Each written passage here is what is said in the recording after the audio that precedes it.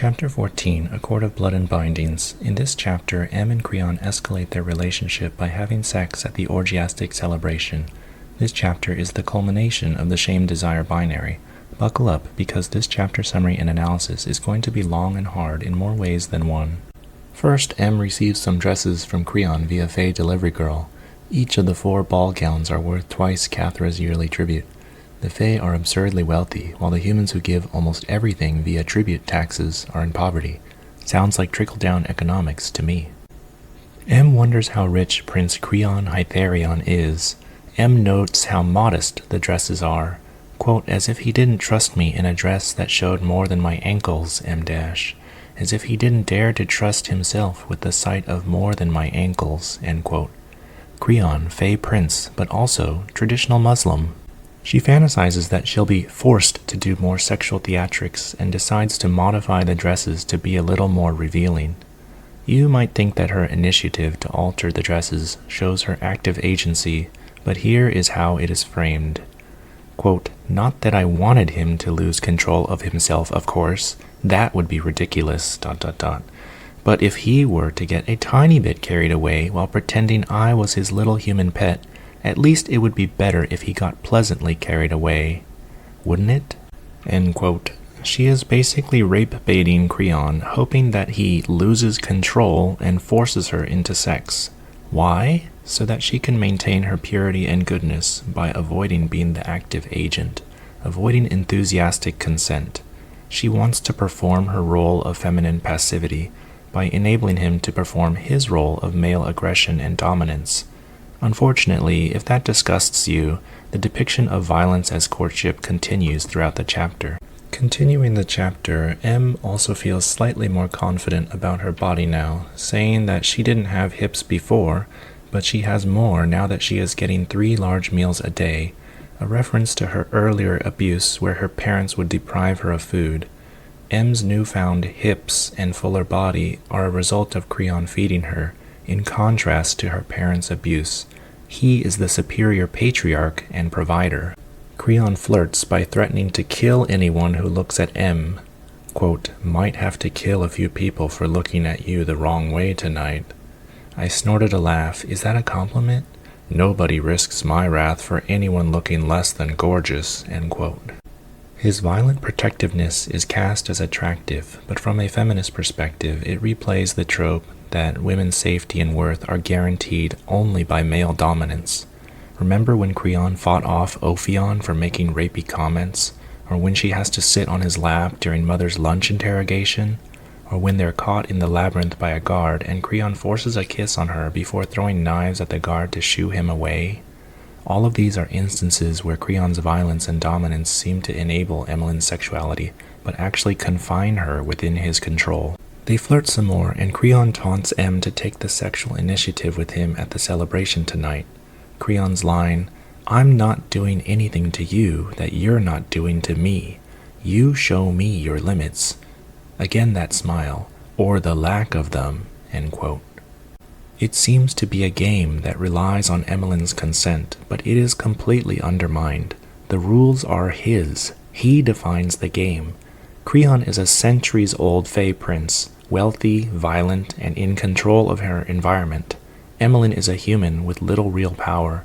They're surrounded by a court full of Fae who are looking for any excuse to rape and torture Emmeline. If Emmeline were to disagree with Creon in front of the other Fae, what do you think would happen? It's almost hilarious that the author contrived this consent game as a way to empower Emmeline when all it does is reinforce Creon's control over her sexuality. At the orgiastic Fae party, they banter about who will lose control first. Strangely, there was no talk between Creon and M about how dangerous this could be for them, which reinforces the idea that these scenes are all contrivances to let M be sexual with Creon without violating her gender role passivity. The reader is forced to admit that Emmeline's survival is more important than her sexual purity by rooting for her performance as his little Fae whore in front of the other Fae. The queen/mother immediately notices them, and they feel threatened. A random Fae male approaches M, saying he will take a turn with her after Creon is bored of her. Creon instantly kills him on the spot, causing the whole party to come to a halt. After he silently threatens everyone, They all go back to partying. Add this very public murder to the long list of instances where Creon's extreme violence is equated with caring about M. M and Creon now decide to start discussing possible ways to attack her, hiding their sign gestures between their bodies, but Creon says all of M's suggestions are too risky. There's no explanation as to why Creon is allowed to murder a fae to protect his human, but lots of convenient author reasoning about why Emmeline can't possibly attack the queen during this party. They start discussing the last time Creon had sex, which he says was over 130 years ago at the last battle.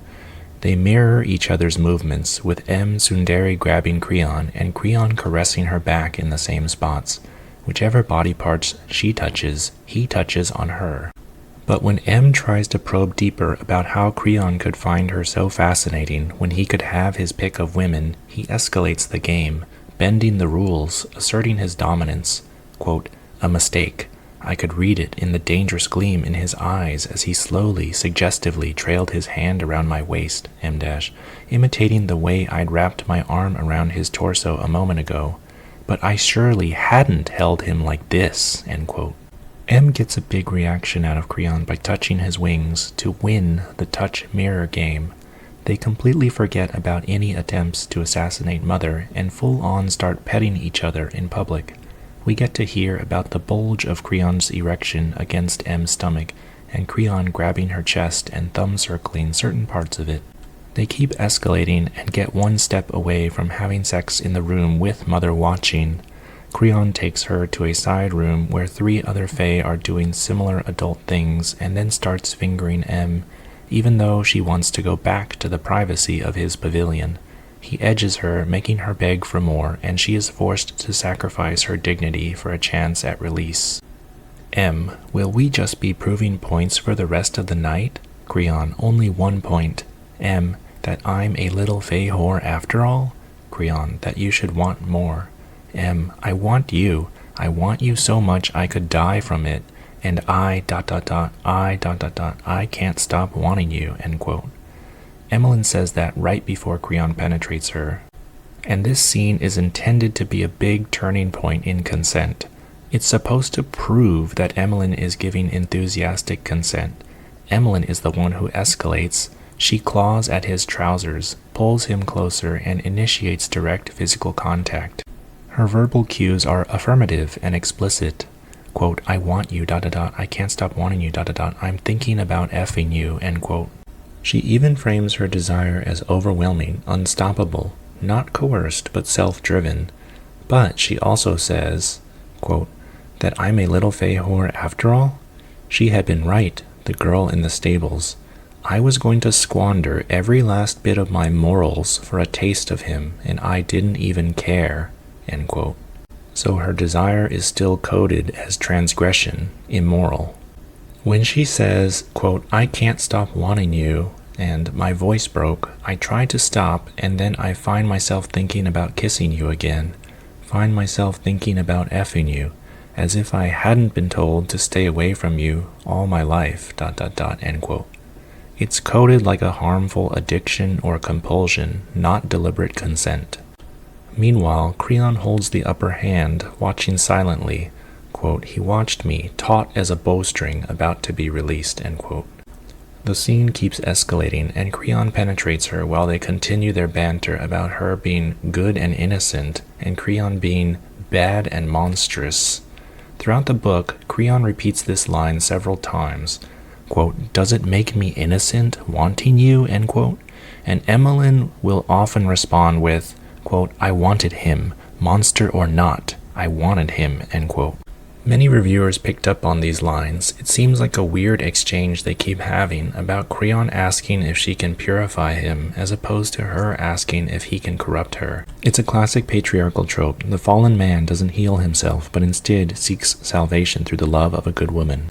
Creon wants to be purified. Emmeline wants to be corrupted. She offers innocence to heal him, but loses her innocence in the process.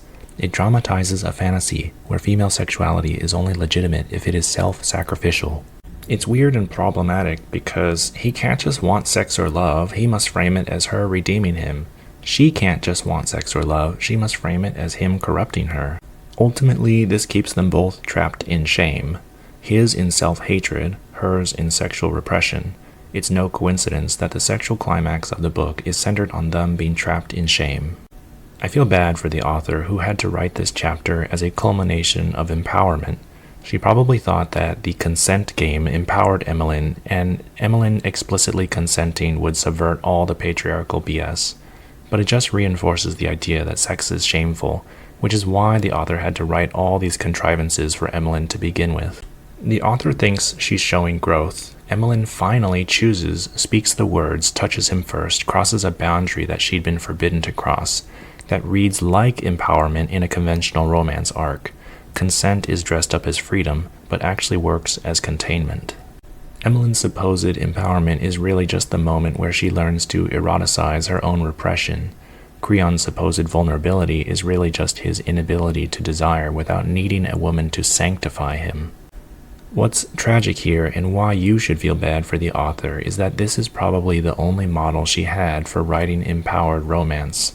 Contemporary fantasy romance often sells itself on the aesthetic of consent, such as the verbal check-ins, the "you show me your limits" line, while leaving untouched the deeper cultural shame that forces heroines to narrate their desire as ruin and corruption.